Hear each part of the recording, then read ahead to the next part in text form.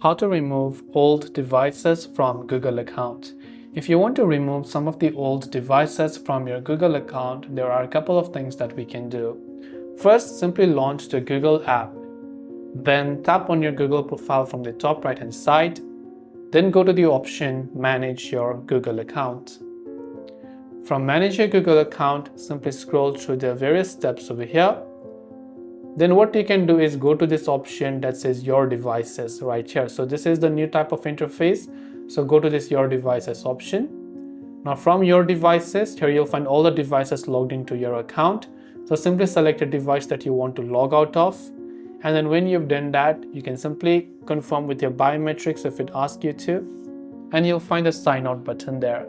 So you can select all of the devices one by one and tap the sign out button over there to sign out of your Google account and locate those old devices.